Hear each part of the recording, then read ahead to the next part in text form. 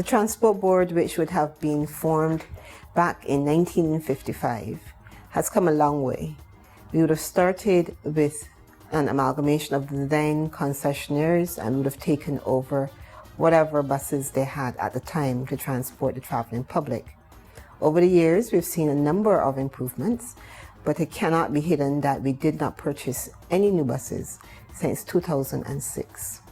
Fast forward now to 2020, and we're pleased to be able to introduce to the traveling public of Barbados the first electric public transit vehicles in this side of the Caribbean. We're pushing electric mobility, and that is because we have all agreed that traveling as we all know it to be needs to change. We need to reduce our carbon footprint and travel using cleaner energy so that the Barbados we are existing in and we're enjoying today is around for our children tomorrow. To this end, the government of Barbados made a decision that the Barbados Transport Board, which is the premier choice for public transport on the island, would be able to improve its traveling stock, and we will be able to move the traveling public who have been suffering for an extended period. Because of that, it was agreed that we would purchase 33 electric buses, and we would now be able to move into the realm of electric mobility for all. We've moved from the point where you would have seen us excavating the compounds. We would have had all of the other buses on the compound, and we've been retrofitting some of those. But the true test would have been when the electric buses came. Those buses came with specifications that we had never had in Barbados before. Most importantly, they came with air conditioning. We are a very hot nation, and having air conditioning on board those buses worked very well. Additionally, we also brought kneeling technology.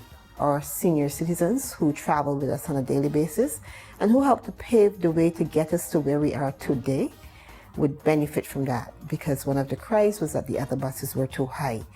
So kneeling technology was also brought into bear.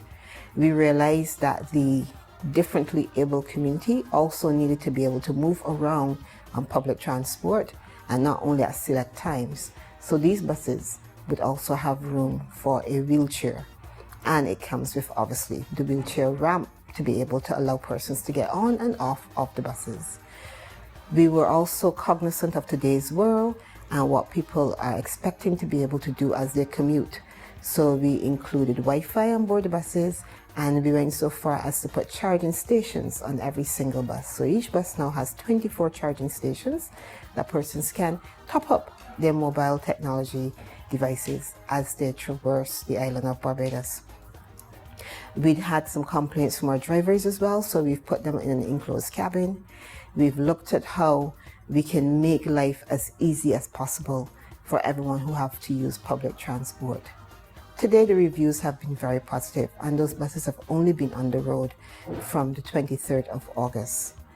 We've been able to put them through most of the island. There are, of course, some areas that we're still not able to deploy these buses to as yet, primarily because we're having to work with our parent ministry, the Ministry of Transport Works and Water Resources, to improve some of the road surfaces and to clear the trees that are hanging over some areas of the island. So an immense and ongoing tree trimming program is happening as we speak. We will also be able to then move the buses to the other areas that we're presently not using buses on, well, these type of buses on. But the good news is that with the electric buses, we were able to improve our available fleet to everyone on the island.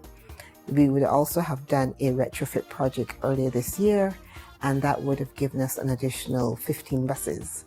Between those and the 33 electric buses, and then we also introduced a transport augmentation program a couple of years ago, we've been able to bring our bus availability over 100 consistently, and we were just 2 years ago down into the 40s. That is a significant improvement for the Transport Board and for the traveling public. We anticipate that the end result of having these will also be positive on the revenues of the board. not just because we would have more buses on the road, but our expenditure of keeping those buses on the road will also be significantly reduced. When you look at the cost of fossil fuel buses, our existing buses are diesel, and we compare it to using clean energy in the form of electricity, renewable energy in the form of the solar panels when we move to that stage, we will then see a significant reduction in the cost of public transport to the island of Barbados. Walk with me as we take you through from beginning to end. So you'll see what we did to get here, and you'll hear from different persons as to the areas we had to make changes to.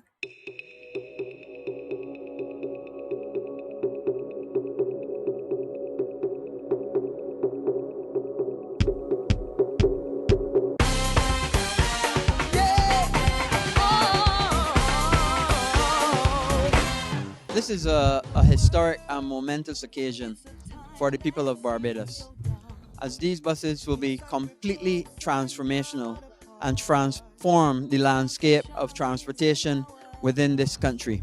It's been a long time in coming. We've been planning, designing, and getting this to fruition.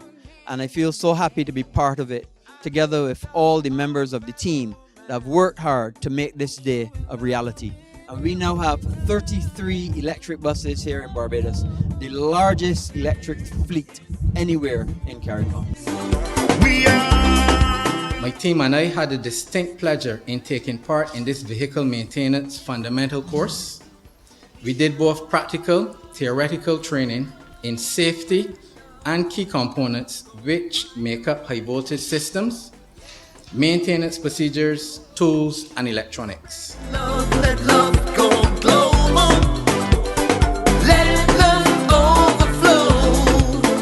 'Cause this is who we are. I also wish to thank the Honorable Mayor Amor Motley, Prime Minister of Barbados, for reposing the confidence in the leadership team, not only at the Ministry of Transport Works and Maintenance, but also the leadership team at the Transport Board, the Board of Directors, the management, and the staff of the Transport Board for executing this project with pride, not only on time, but with pride and the attendant requirements to good governance and good financial discipline.